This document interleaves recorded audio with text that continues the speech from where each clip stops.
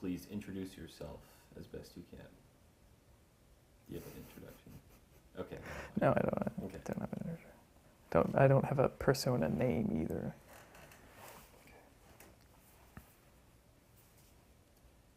So Dracula is risen yet again. What forces conspire to make this happen? Well, interestingly enough, this was 1792, and this time around, Dracula risen from the dead. There was also a cult behind it, and a man behind that cult. His name is a little obscure and hard to say, so it gets turned into Shaft, transliterated incorrectly. His name was Saif Tudela, from the Tudela, this lord of Tudela, a doomsday cult called the Armor of Death. He was the sword of that cult, hence Saif. And this time around, the cult, the Armory of Death, Saif, were partially responsible almost for Dracula returning. Okay. From where did this dark order rise and gain power? Well, really, the Dark Order, the Armory of Death, took its constituents from all over Europe.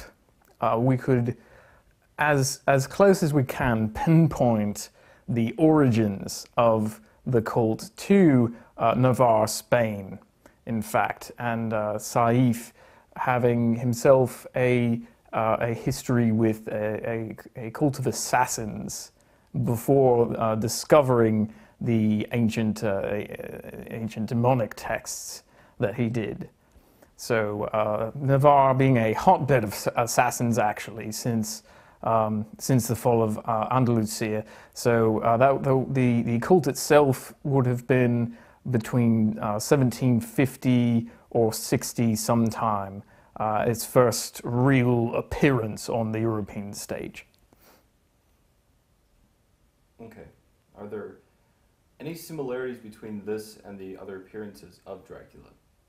Well, certainly there are similarities, but most peculiar are the differences, in fact. So once again, we have an area fraught with war and death. This is Wallachia, shortly after the Russo-Turkish War of 1788 to 1787 to 1792.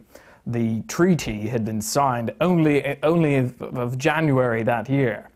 And there had been several wars leading up to this. This is all about Catherine the Great in Crimea, the Ottomans, the Altenians, and the Prussians. Everyone had an interest in Wallachia, and this led to war in the area over the past. You might meet someone, a soldier, maybe a veteran of 3 or more wars, if you were living in Wallachia at that time.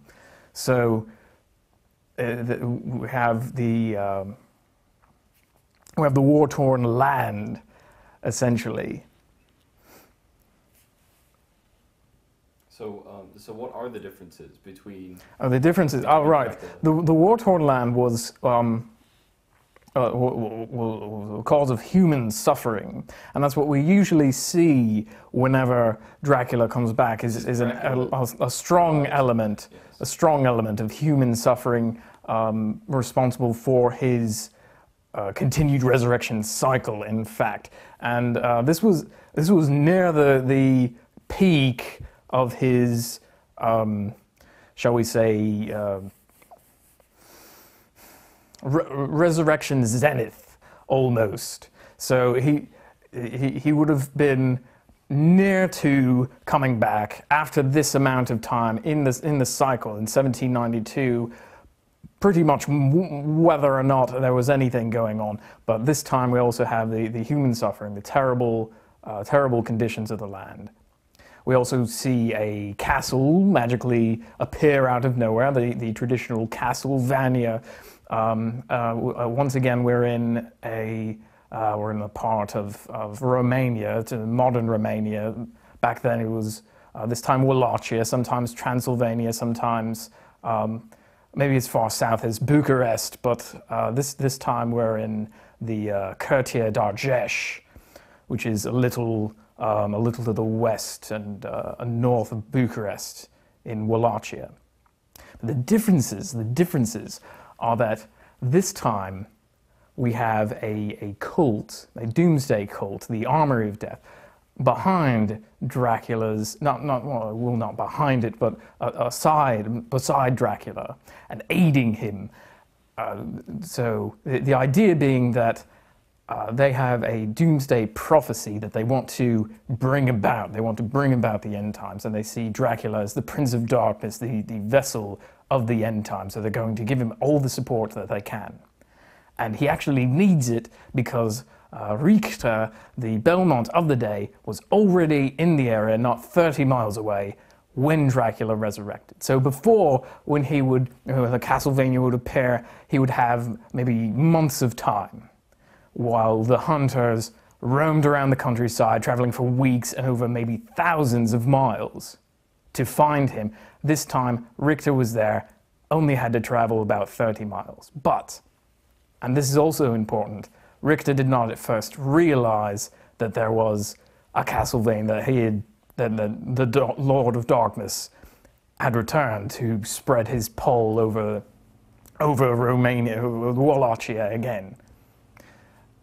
And this is when Dracula had a unique opportunity, in fact. So he went with a scouting plan at first, in fact. So we have a period. We've narrowed it down to the period of about three or 4 days worth of time in late March 1792, when Dracula appears.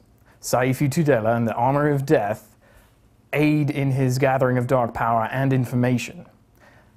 Dracula discovers that Richter is in the area, probably at this time in a farmhouse. Richter was himself a refugee from the recent war, lost his parents in the war, who's traveling with Annette Renard and her younger sister Marie Renard.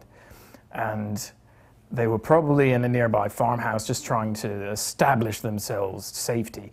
And Dracula sees that he has this opportunity. Richter was traveling to town in this period of 3 to 4 days. He's traveling to a nearby town, probably to secure some supplies that they couldn't create themselves or gather in any other way. He had to go to the town.